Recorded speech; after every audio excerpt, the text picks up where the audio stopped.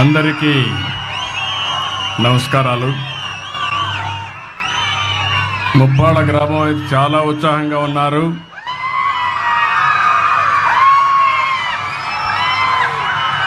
అయితే మీ ఉత్సాహం చూస్తూ ఉంటే నాకు అనిపిస్తుంది నేను ఎంత చేసినా అది తక్కువే అవుతుంది. మీ ఉత్సాహం చూస్తూ ఉంటే, మీ అభిమానం చూస్తూ ఉంటే. ఎప్పటికప్పుడు తెలుగుదేశం పార్టీ ఒక వినూత్నమైన కార్యక్రమాలతో ముందుకు వస్తూ ఉంటాం. ఈరోజు మీరు ఒక్కసారి చూస్తే, ఈరోజు బాబు జగ్జీవన్ రామ్ జయంతి, ఒక మహనీయుడి యొక్క జయంతి. ఏప్రిల్ నెలలో ముగ్గురు పుట్టారు. ఒకరు బాబు జగ్జీవన్ రామ్ గారు, రెండోది రాజ్యాంగాన్ని రాసినటువంటి అంబేద్కర్ గారు, మూడోది మహాత్మా పూలే గారు. ఈ ముగ్గురు కూడా ఒక సామాజిక మార్పుకు శ్రీకారం చుట్టినటువంటి చరిత్ర పురుషులు. అందుకనే ఈరోజు నేను ఇక్కడికి రావడం నా అదృష్టంగా భావిస్తున్నా. ఇప్పుడే మీరు చూశారు నేను ఒక ఇంటికి పోయాను. ఒక ఎస్సీ కుటుంబం ఇంటికి పోయి జగ్జీవన్ రామ్ స్ఫూర్తితో ఆ కుటుంబాలని ఏ విధంగా ఆర్థికంగా, రాజకీయంగా, సామాజికంగా పైకి తేవాలనో సంకల్పం చేయడానికి ఆ ఇంటికి వెళ్ళానని చెప్పి కూడా నేను మీకు తెలియజేస్తున్నా. ఈరోజు నేను ఎప్పుడు కూడా కొత్త కొత్త ఆలోచనలు వస్తూ ఉంటాను. కొంతమందికి అర్థం కావు, కొంతమందికి అర్థం అవుతూ ఉంటాయి. అర్థమైన వాళ్ళు బాగుపడతారు, అర్థం చేసుకున్న వాళ్ళు బాగుపడతారు. అర్థం చేసుకోలేని వాళ్ళు భవిష్యత్తులో నష్టపోయామని బాధపడుతూ ఉంటారు. ఆ రోజు నేను సెల్ ఫోన్ గురించి మాట్లాడాను. ఈరోజు ఎక్కడికి పోయినా కూడా సెల్ ఫోన్ అయితే అందరికీ అత్యవసర వస్తువు అయిపోయింది. అదే సమయంలో మీరు ఒక్కసారి చూస్తే, నేను ఆ రోజు అనేక విషయాల్లో డాక్రా సంఘాలు పెట్టాను. ఈరోజు డాక్రా సంఘాలు మీరు చూస్తే, ఏ రాజకీయ పార్టీ అయినా ఆ డాక్రా సంఘాలు లేకపోతే వాళ్ళు ఏమాత్రం కూడా ముందుకు పోలేని పరిస్థితికి వచ్చారు. నేను ఎప్పుడో 25 ఏళ్ళు 30 ఏళ్లకు మునిపే మా ఆడబిడ్డలు కష్టపడుతున్నారు, వంట చేయడం సులభంగా చేయాలని కట్టెల పొయ్యిలో కాకుండా దర్జాగా గ్యాస్ ఉపయోగించేయాలని భారతదేశంలో మొట్టమొదటిసారిగా దీపం పెట్టిన పార్టీ తెలుగుదేశం పార్టీ. ఇప్పుడు రేట్లు పెరిగాయంటే మళ్ళీ ఆలోచించాను. అందుకే 3 సిలిండర్లు ఉచితంగా ఇస్తున్నా. ఇప్పుడే ఒక ఇంటికి పోయాను. కట్టెల పొయ్యి అయితే చాలా కష్టం అయ్యేది నాకు వంట చేయడం. గ్యాస్ కాబట్టి గ్యాస్ వెలిగించాం, కాఫీ పెట్టాం. నేను వాళ్ళకి కాఫీ ఇచ్చి నేను కూడా కాఫీ తాగి ఇక్కడికి వచ్చాను. ఇది మనందరిలో ఆలోచన విధానాల్లో మార్పు రావాలి. అందరం సమానం, అందరికీ సమాన అవకాశాలు ఇవ్వాలి. కొంతమంది సమాజంలో కొన్ని అవకాశాలు అందిపుచ్చుకొని పైకి వచ్చారు. మనతో పుట్టిన వాళ్ళు చాలామంది ఇంకా పేదరికంలో ఉన్నారు. ఇంకా కనీస స్టాండర్డ్స్, జీవన ప్రమాణాలు కనీసం లేకుండా బాధపడే పరిస్థితికి వచ్చారు. నేను అందుకనే ఈరోజు వచ్చింది ఒక వినూత్నమైన కార్యక్రమంతో మీ ముందుకు వచ్చాను. నేను ఇక్కడ 2 విధాలుగా మీరు చూస్తే, ఒకటి బంగారు కుటుంబాలు. ఇప్పుడే కలెక్టర్ గారు చెప్పారు, దగ్గర 41 మంది ఈ గ్రామంలో అందరికంటే తక్కువ ఆదాయం వచ్చే కుటుంబాలు. అంటే ఇవంతా కూడా 20 లక్షల కుటుంబాలని రాష్ట్రంలో ఎంపిక చేశాం. మీ ఊర్లో 41 చేశాం. అదే సమయంలో నేను ఆలోచించిన విధానం, అట్టడుగు నుండే 20%, పైనుండే 10%. ఈరోజు ఇక్కడ కూర్చున్న వాళ్ళు కొంతమంది మార్గదర్శులు ఉన్నారు. ఇప్పుడే మనోజ్ గారు అయితే అక్కడికి వచ్చినప్పుడు చూశాను. ఈరోజు వీళ్ళందరూ కూడా ఇక్కడ కూడా ఒక 5 మంది వచ్చారు.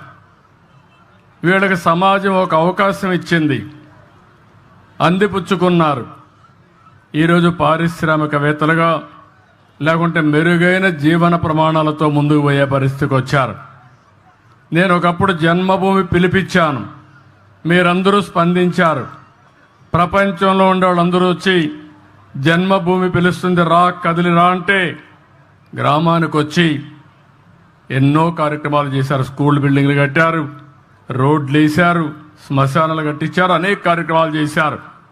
ఈరోజు నేను ఇచ్చే పిలుపు, ఎవరైతే సమాజంలో ఆర్థికంగా పైకొచ్చారో, తెలివితేటలున్నాయో అలాంటి మీరు తిరిగి సమాజానికి ఇవ్వాలి. ఆ రోజు సమాజానికి ఇమ్మని కోరాను. ఇప్పుడు మీతో పుట్టిన వ్యక్తుల్ని పైకి తీసుకొచ్చే బాధ్యత మీకు అప్పచెప్తున్నానని చెప్పి కూడా నేను మీకు తెలియజేస్తున్నా. ఆర్థిక సంస్కరణలు వచ్చాయి. నేనే దీనికి కూడా ఆ రోజు భారతదేశంలో పివి నరసింహరావు గారు ఆర్థిక సంస్కరణలు తీసుకొస్తే సెకండ్ జనరేషన్ రిఫార్మ్స్కి నేనే శ్రీకారం చుట్టాను. ఈరోజు మీరు చూస్తే బ్రహ్మాండమైన రోడ్లు వచ్చాయి. ఒకప్పుడు హైదరాబాద్ విజయవాడ రోడ్డు చూసేవాళ్ళం. ఈరోజు బాగా రోడ్డు ఉందంటే దానికి కారణం పీపీపీ విధానం, అంటే పబ్లిక్ ప్రైవేట్ పార్ట్నర్షిప్. ఈరోజు బ్రహ్మాండంగా మీరు సెల్ ఫోన్లో మాట్లాడుతున్నారంటే ప్రభుత్వం పెట్టిన సెల్ ఫోన్లు కాదు, ప్రభుత్వానికి కూడా ఆదాయం వస్తుంది ఈ సెల్ ఫోన్ల వల్ల. ప్రైవేట్ వ్యక్తులు సర్వీస్ ఇస్తారు, దానివల్ల వాళ్ళకు లాభాలు వస్తున్నాయి, మీకు మెరుగైన సేవలు అందుతున్నాయి. కరెంటు విషయంలో కానీ అనేక విషయాల్లో, కాలేజీల విషయంలో కానీ చాలామంది ముందుకొచ్చి ఎన్ని పోయారు. కానీ ఈరోజు పీపీపీ విధానంలో ఫ్యాక్టరీ పెట్టినా వాళ్ళు పైకి వచ్చారు, తప్పులేదు. ఈరోజు సిఎస్ఆర్ కూడా పెట్టారు, కార్పొరేట్ సోషల్ రెస్పాన్సిబిలిటీ అని. కానీ కొన్ని కార్యక్రమాలు చేస్తున్నారు. కానీ ఈరోజు నేను తీసుకున్న కార్యక్రమం మీరు చూస్తే ఎప్పుడు కూడా 20-30 సంవత్సరాల ముందే నేను ఆలోచిస్తాను. సమాజాన్ని అధ్యయనం చేస్తూ ఉంటాను, ఎప్పటికప్పుడు అర్థం చేసుకుంటూ ఉంటాను. నా ఆలోచన ఒకటే, భారతదేశంలో పుట్టిన ఏ వ్యక్తి కానీ పేదరికంలో ఉండడానికి వీలు లేదు. మనం ఈరోజు వికసిత్ భారత్ మాట్లాడుతున్నాం. 2047కి ప్రపంచంలోనే భారతదేశం అగ్రస్థానంలో ఉంటామని నేనైతే స్వర్ణ ఆంధ్రప్రదేశ్ తయారు చేశాను. స్వర్ణ ఆంధ్రప్రదేశ్లో 2047కి 55 లక్షల రూపాయలు తలసరి ఆదాయం. ఈరోజు 2,90,000 ఉంటే దీన్ని 23 ఏళ్లలో దగ్గర 20 సార్లు 20 రెట్లు 15 రెట్లు పెరిగే అవకాశం ఉంటుంది. అది సాధ్యమా అంటే సాధ్యం. దానికి కార్యాచరణ ప్రణాళిక తయారు చేస్తున్నాం. అదే సమయంలో ఇది కొంతమందికి ఆదాయం వచ్చి చాలామంది నిరుపేదలుగా ఉండడానికి వీలు లేదు. అందుకే చాలా రోజులు మదనపడ్డాను. ప్రభుత్వం అనేక కార్యక్రమాలు ఇస్తున్నాం. మొన్నే పేదల సేవలో నెల 1వ తారీఖున పింఛన్లు ఇచ్చాను. ఈరోజు మీరు చూస్తే 4,000 రూపాయలు పింఛనిచ్చే ప్రభుత్వం భారతదేశంలో ఒక్క ఆంధ్రప్రదేశ్ ప్రభుత్వం తప్ప ఎక్కడా లేదు. ఇక్కడుండే ఎన్డీఏ ప్రభుత్వం ఇస్తున్నాం. దివ్యాంగులకు 6,000 రూపాయలు ఇస్తున్నాం. ఒకప్పుడు 500 నేనే చేశాను. మళ్ళీ ఈరోజు వస్తే తర్వాత వచ్చిన తర్వాత 3,000 చేశాను. ఈరోజు 6,000 రూపాయలు చేసే పరిస్థితికి వచ్చాం. ఎవరైనా కిడ్నీ పేషెంట్లు కానీ లేకపోతే కొంతమంది లెప్రసీ పేషెంట్లు ఉంటే వాళ్లకు 10,000 ఇస్తున్నాం. బెడ్కి పరిమితమైనటువంటి వ్యక్తులకి కుటుంబ సభ్యుల్ని కొంతవరకు ఆదుకోవాలని 15,000 రూపాయలు ఇస్తున్నాం. మీరు చరిత్రలో ఎప్పుడన్నా ఎవ్వరు ఈ మారిగా ఇచ్చింది లేదు. మానవతా దృక్పథంతో పనిచేసే ప్రభుత్వం ఈ ఎన్డీఏ ప్రభుత్వం అని చెప్పి మరొక్కసారి మీ అందరికీ విజ్ఞప్తి చేస్తున్నా. అదే సమయంలో మీరు ఒకసారి ఆలోచిస్తే 33,000 కోట్ల రూపాయలు డీబీటీ ద్వారా నెలవారీగా మీకు డబ్బులు పంపిస్తున్నా. ఇవి కాకుండా అన్నా క్యాంటీన్ ఉంది. ఇది కాకుండా రేపే డిఎస్సి పెడుతున్నాం. ఇవి కాకుండా ఎస్సీలకు, ఎస్టీలకు, బీసీలకు, మైనారిటీ సోదరులకి అనేక కార్యక్రమాలని లోన్స్ ఇవ్వడం, స్వయం ఉపాధి కల్పించడం అనేక కార్యక్రమాలు చేస్తున్నాం. దీపం 2 ఇచ్చాం. రేపు మే నెలలో మళ్ళీ అందరికీ చెప్తున్నా, తల్లికి వందనం కింద ఎంతమంది పిల్లలుంటే అంతమంది పిల్లలకి ఇస్తాం. ఇప్పుడిప్పుడే జనాభా తగ్గిపోతా ఉంది. కనీసం ఒక కప్పులు ఎవరైతే భార్యాభర్త ఉన్నారో 2 పిల్లల కంటే తక్కువ కాకుండా 3 కంటే సంతోషం. కనీసం 2 ఉండాలి. లేకపోతే జనాభా తగ్గిపోతే ముసలి వాళ్ళ సంఖ్య పెరిగితే ఈరోజు అభివృద్ధి చెందిన దేశాల్లో జనాభా లేకుండా అవస్థపడే పరిస్థితికి వచ్చారు. ఆ పరిస్థితి మన దేశానికి రాకూడదు అనేది నా ఆకాంక్ష. దానికి కూడా మీ సెక్రటరీ ఏం ఎక్సర్సైజ్ చేశారో తెలియదు, ఈ ఊర్లో కలెక్టర్ గారు ఏం ఎక్సర్సైజ్ చేశారో తెలియదు. వీళ్ళు కూడా రీఓరియంట్ చేయాలి. వాళ్ళు కూడా అభివృద్ధి మాట్లాడుతున్నారు తప్ప భవిష్యత్తు గురించి ఆలోచించే పరిస్థితులు లేరు. అదే సమయంలో అన్నదాత కింద రైతుకి ఇవ్వాల్సిన డబ్బులు కూడా 20,000 రూపాయలు ఇస్తా అన్నాం. కేంద్రం 6,000 రూపాయలు ఇస్తుంది. రాష్ట్ర ప్రభుత్వం 3 విడతల్లో 14,000 రూపాయలు ఇచ్చే బాధ్యత ఈ ప్రభుత్వానికి. ఇది కాకుండా మత్స్యకారులకు కూడా 20,000 చొప్పున జీవనోపాధి కోసం వాళ్ళకు కూడా డబ్బులు ఇస్తాం. అయితే ఆర్థిక వ్యవస్థ చాలా ఇబ్బందికరంగా ఉంది. ఇంకా డబ్బులు లేవు. 10 లక్షల రూపాయలు అప్పు చేసి వెళ్ళిపోయారు. అప్పు ఇచ్చేవాళ్ళు కూడా కనపడడం లేదు. వడ్డీ కట్టాలి, మళ్ళా అసలు తీర్చాలి, సంపద సృష్టించాలి, ఆదాయాన్ని పెంచాలి, సంక్షేమ కార్యక్రమాలకు పెట్టాలి, మళ్ళీ మీకు అమరావతి కట్టాలి, పోలవరం కట్టాలి. అదే సమయంలో ఏవైతే నేను చెప్పానో సూపర్ 6 కూడా అమలు చేయాలి. ఇది కొంచెం కష్టమైన పనే, కానీ ఇష్టంగా పనిచేస్తున్నా. కష్టమైన పని కూడా ఇష్టంగా పనిచేస్తే తప్పకుండా పరిష్కారం అవుతుంది, చేయగలుగుతామనే ధీమా నాకుందని చెప్పి కూడా నేను మీకు తెలియజేస్తున్నా.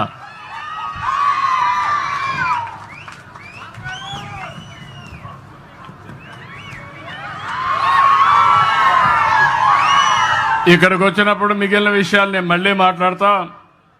ఇక్కడికి వచ్చినప్పుడు ఈ ఊర్లో 1073 కుటుంబాలు ఉన్నాయి. నేను ఒక విషయం మీకు చెప్పాను. ఇక్కడ మార్గదర్శులు ఉన్నారు. ఇంకొక పక్క 41 బంగారు కుటుంబాలు, ఒక 5 మంది మార్గదర్శులు ఉన్నారు. వాళ్ళు మాట్లాడిస్తాను. నా ఉద్దేశం ఒకటే, ఇంటికి కావలసిన అవసరాలు తీర్చే బాధ్యత నాది, గ్రామానికి కావలసిన అవసరాలు తీర్చే బాధ్యత నాది. పేదవాళ్ళందరినీ ఆదుకునే విధంగా కార్యక్రమాలు చేపడతాం. కానీ పైనుండే మీరు, కింద నుండే 41 కుటుంబాలని అందరితో సమానంగా పైకి తీసుకొచ్చే బాధ్యత ఈ మార్గదర్శులకు అప్పచెప్తున్నానని చెప్పి కూడా నేను మీకు తెలియజేస్తున్నా. ఈరోజు ఒకసారి నేను కూడా ఒక గ్రామంలోనే పుట్టా. 6-7 కిలోమీటర్లు నడిచి హై స్కూల్కి వెళ్ళాను. ఇప్పుడు పిల్లలు బెటరు. ఊర్లోనే స్కూల్స్ ఉన్నాయి, రెసిడెన్షియల్ స్కూల్స్ ఉన్నాయి. మేము చిన్నప్పుడైతే 6-7 కిలోమీటర్ల వాగుల్లో, వంకల్లో, అడవుల్లో పోయి చదువుకొని అప్పటికి కూడా క్యారియర్ కూడా చేతిలో పెట్టుకొని, లేకుంటే అప్పట్లయితే ఫుడ్ పాకెట్స్ తయారు చేసుకుని పొట్లాలు కట్టుకుపోయేవాళ్ళం. అది తినేసి, ఎందుకంటే క్యారీని మళ్ళీ మోయాలి, మళ్ళీ తిరిగి వచ్చేటప్పుడు కూడా. కాబట్టి ఆ విధంగా చదువుకున్నాం, పైకి వచ్చాం, ఒక ఆలోచనతో ముందుకు పోయాం. అదృష్టం కలిసి వచ్చింది. ఈరోజు మీరు చూస్తే ఎవరికి దక్కని ఆంధ్ర రాష్ట్రంలో నాకు ఈ అదృష్టం కలిసి వచ్చిందంటే నా పూర్వజన్మ సుకృతంగా భావిస్తున్నా. మీకు సేవ చేసే అవకాశం రావడం. అయితే నేను ఆ రోజు కొన్ని పబ్లిక్ పాలసీస్లో మీరు ఒక్కసారి గుర్తుపెట్టుకోవాల్సింది, ఒక నాయకుడు దూరదృష్టితో ఆలోచిస్తే ఆ జాతి బాగుపడుతుంది. ఒక నాయకుడు విధ్వంసంతో, అస్వదృష్టితో ఆలోచిస్తే ఆ రాష్ట్రం సర్వనాశనం అయిపోతుంది. అందుకే నేను 25 సంవత్సరాల కంటే ముందు ఇదే మార్గం మీటింగులో చెప్పేవాడిని. ఆ రోజు 2 విషయాలు ఎక్కువ మాట్లాడేవాడిని. ఒకటి కుటుంబ నియంత్రణ అని చెప్పేవాడిని. నా మాట నమ్మారు, జనాభా నియంత్రించారు. 2 పిల్లలంటే 2 పిల్లలకే పరిమితం అయ్యారు. తర్వాత డబ్బులు వచ్చే కొందికి ఇద్దరు కూడా వద్దని ఒకరికి వచ్చారు. కొంతమంది ఒక్కరు కూడా వద్దు, హ్యాపీగా ఉంటాం, డబుల్ ఇన్కమ్, నో కిడ్స్, లెటర్స్ ఎంజాయ్ అనే పరిస్థితికి వచ్చేసారు. ఇది మరీ ప్రమాదమైన పరిస్థితి ఇది. అందుకే ఇప్పుడు మళ్ళీ ప్రారంభించాను, నేనే ముఖ్యమంత్రిగా మళ్ళీ ప్రారంభించానంటే మీరు అర్థం చేసుకోవాలి. జనాభా తగ్గిపోతూ ఉంది. 2.1 ఉండాలి. అంటే ఒక కపుల్ జీవితకాలంలో 2 కంటే ఎక్కువ జన్మనివ్వాలి. అప్పుడే జనాభా కంటిన్యూ అవుతుంది. అంటే 2 వరకు చనిపోతూ ఉంటారు. కానీ ఈరోజు వచ్చింది ఆంధ్ర రాష్ట్రం 1.5, 1.6కు పడిపోయాం. దీనివల్ల జనాభా తగ్గే పరిస్థితి వస్తూ ఉంది. మీ ఊర్లో రేపు రాబోయే రోజు 2035కి జనాభా పెరగదు, ఇదే మరిగా తగ్గిపోతుంది. కడాన పిల్లలు ఉండరు ఊర్లో, అంత ముసలోళ్ళే ఉంటారు.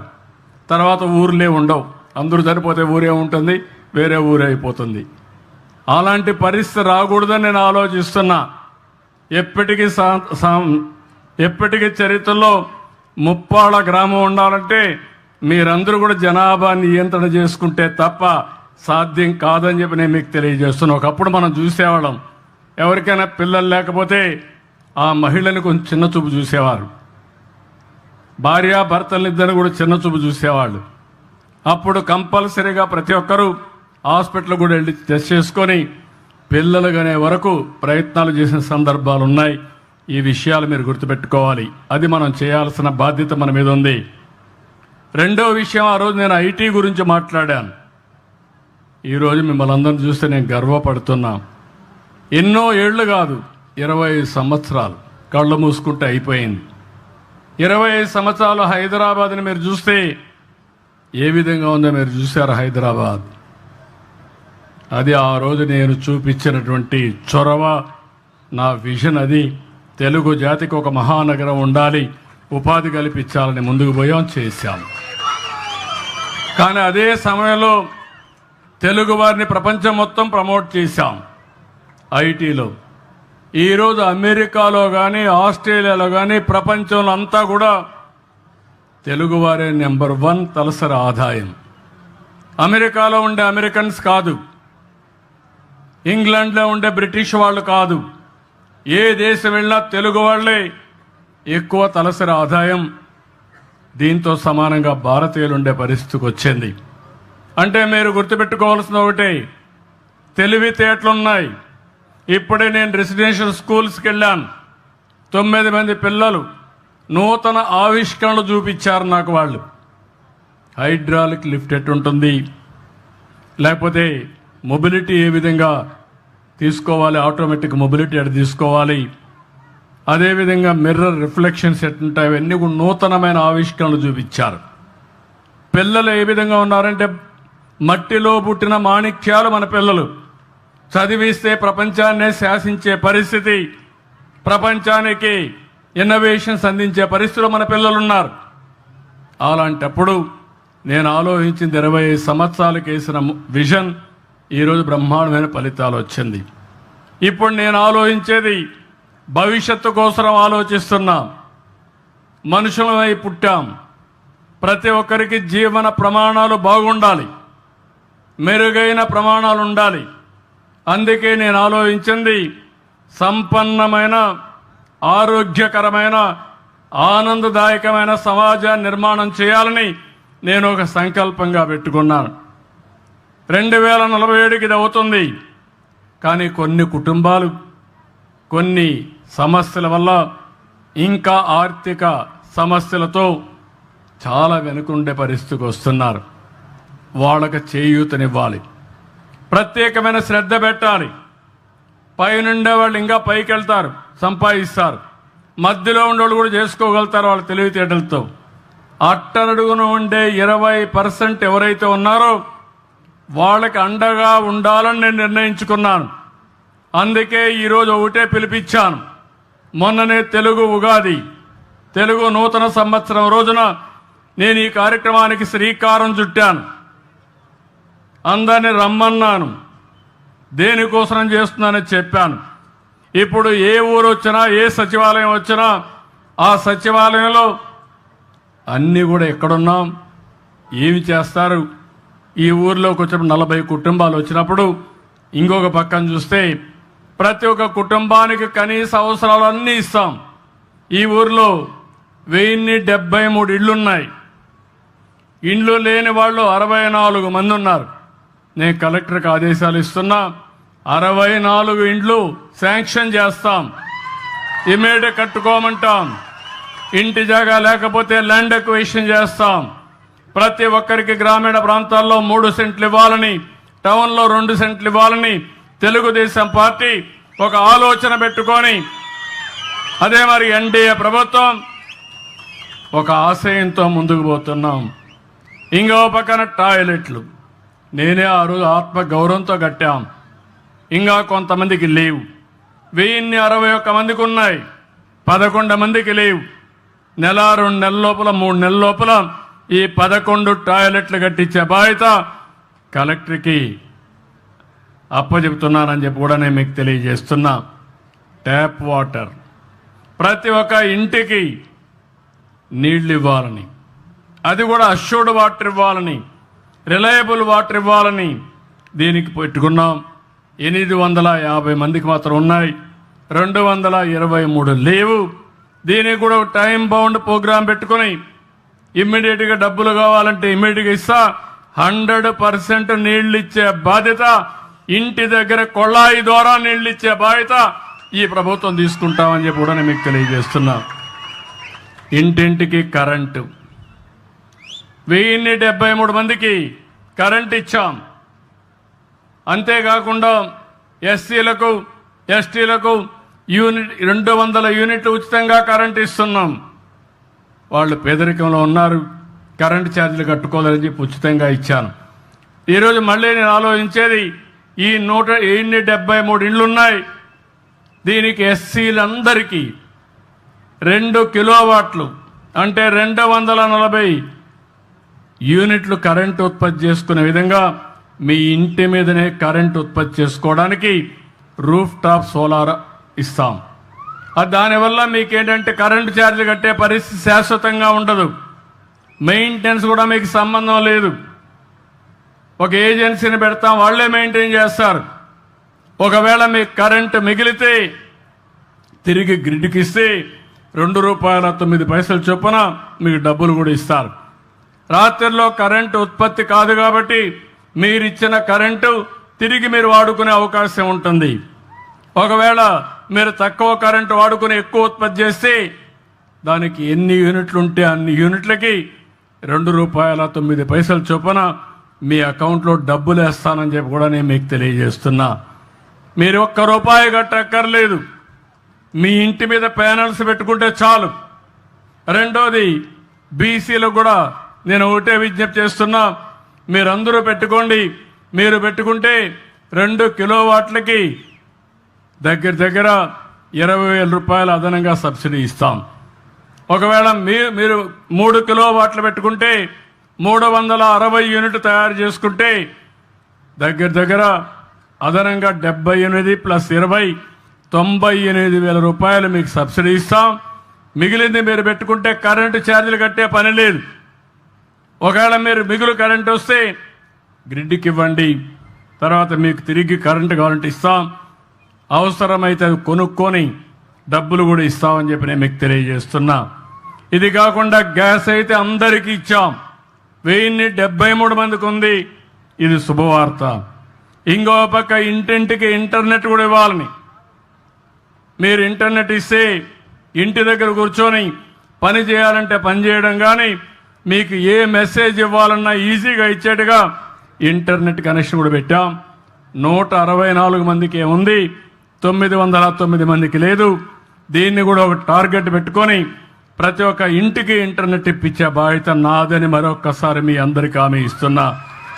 అంటే ప్రతి ఒక్క ఇంటికి ఇంటి జాగా, ఇల్లు, మరుగుదొడ్డి, కొళాయితో నీళ్లు, కరెంటు, ఇంటిపైనే కరెంటు ఉత్పత్తి చేసుకుని రూఫ్ టాప్ని, గ్యాసు, అదే మాదిరిగా ఇంటర్నెట్ ఇచ్చే బాధ్యత తీసుకుంటాం. అగ్రవర్ణాలకు కూడా హామీ ఇస్తున్నా. 3 కిలోవాట్లకు 78,000 ఇస్తాం. మీరు పెట్టుకోండి. కరెంటు ఛార్జీలు కట్టే పరిస్థితి లేదు. మీరు ముందుకు వచ్చి మీ పొలంలోనే ఒక పంప్ సెట్ ఉంటే దానికి సోలార్ పెట్టుకుంటే ఉచితంగా పెట్టిస్తాం. అక్కడ ఉత్పత్తి చేసిన కరెంటు మీరు వాడుకొని మీ ఇంటికి కూడా వాడుకోండి, మీ ట్రాక్టర్కి కూడా ఛార్జ్ చేసుకోండి, మోటార్ బైక్ కూడా ఛార్జ్ చేసుకోవచ్చు, కారుకు కూడా ఛార్జ్ చేసుకోవచ్చు. అంటే రాబోయే రోజుల్లో ఎక్కడికి పోవాలన్నా ఖర్చు లేకుండా దర్జాగా పోయే విధంగా మిమ్మల్ని తయారు చేయాలనేది నా ఆలోచన అని చెప్పి కూడా నేను మీకు తెలియజేస్తున్నా. ఇవి చేయడం, ఆలోచనలు తేవడం నా బాధ్యత, దాన్ని అందిపుచ్చుకోవడం మీ బాధ్యత. ఈ ఏడే కాకుండా గ్రామానికి సిమెంట్ రోడ్లు 19 కిలోమీటర్లు ఉంది, 4 కిలోమీటర్లు కావాలి. కలెక్టర్కి ఆదేశాలు ఇస్తున్నా, ఈ సంవత్సరమే 4 కిలోమీటర్లు పెట్టేస్తాం. అదే మరి డ్రైనేజ్, ఇది ఒకటి సమస్య ఉంది, దీనికి ప్రత్యేకంగా నేను ఆదేశాలు ఇస్తున్నా. ఒక ప్రాజెక్ట్ తయారు చేయండి, 100% డ్రైనేజ్ కింద అండర్ గ్రౌండ్ డ్రైనేజ్ ఈ గ్రామానికి ఏర్పాటు చేసే బాధ్యత కలెక్టర్కి అప్పచెప్తున్నా. దానికి ఎంత నిధులు కావాలని ఇస్తాం, మీరు ఇమీడియట్ కంప్లీట్ చేయండి. అదే సమయంలో స్ట్రీట్ లైట్స్ ఉన్నాయి, 356 ఉన్నాయి. ఇంకో పక్క సాలిడ్ వేస్ట్ మేనేజ్మెంట్ కింద మొత్తం వేస్ట్ కాంపోస్ట్ ప్లాంట్ అప్పుడే పెట్టా, ఇంటింటికాడ చెత్త కలెక్ట్ చేస్తున్నారు. దీనికి ఒక కాంపౌండ్ వాళ్ళన్నారు, అది కూడా శాంక్షన్ చేస్తా, కట్టియాల్సిందిగా నేను కోరుతున్నా.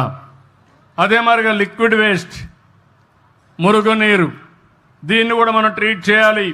10 సోక్ పిట్స్ వచ్చాయి, ఇంకో 15 కావాలన్నారు, అవి కూడా శాంక్షన్ చేస్తాం, అవి కూడా కంప్లీట్ చేయించేయండి. అప్పుడు మీరు చూస్తే ఒక పరిశుభ్రమైన గ్రామం, ఇంటికి ఎన్ని అవసరాలు ఇచ్చాం, ఇంకా మీకుండేది ఆదాయాన్ని పెంచుకోవాలి, జీవన ప్రమాణాలు పెంచుకోవాలి. దానికోసం ఇప్పుడు మార్గదర్శులు తెచ్చాను, బంగారు కుటుంబాలను ఐడెంటిఫై చేశాం, గ్రామాన్ని అభివృద్ధి చేస్తాం.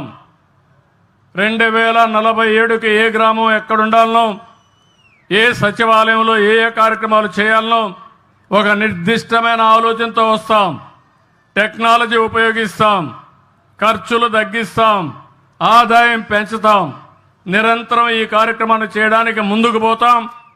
ఇది మీరందరూ అర్థం చేసుకుని ఊర్లో ఉండే వాళ్ళందరినీ ఒకటే కోరుతున్నా, మీరందరూ కష్టపడుతున్నారు.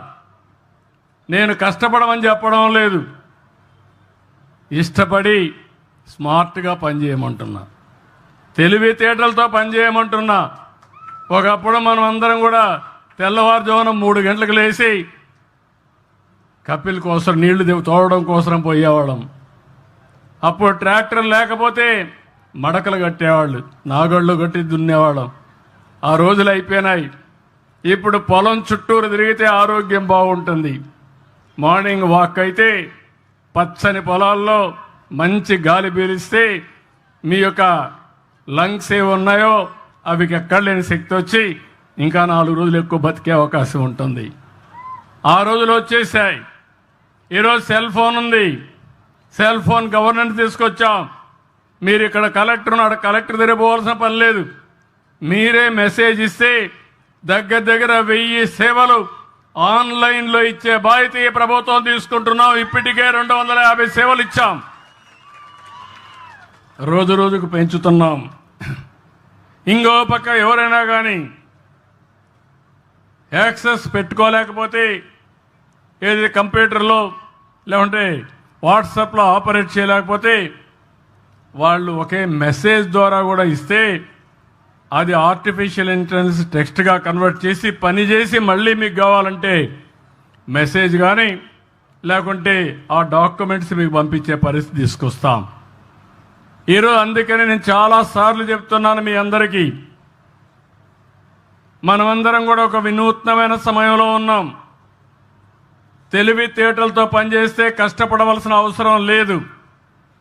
సంపద సృష్టించడం పెద్ద కష్టమైన పని కాదు. ఈ విషయం మీరు గుర్తుపెట్టుకోవాల్సిన అవసరం ఉంది. ఇప్పుడు ఇక్కడికి వచ్చినప్పుడు ఈ 41 కుటుంబాలను నేను ఎప్పటికీ మానిటర్ చేస్తాను. నేను లాస్ట్లో 2 నిమిషాలు మాట్లాడతాను. ఇప్పుడు ఇక్కడుండే మార్గదర్శుల్ని బంగారు కుటుంబాలకి ఏం అవసరం ఉందో వాళ్ళ దగ్గర మాట్లాడిస్తా. అదైన తర్వాత మార్గదర్శులు మాట్లాడతారు.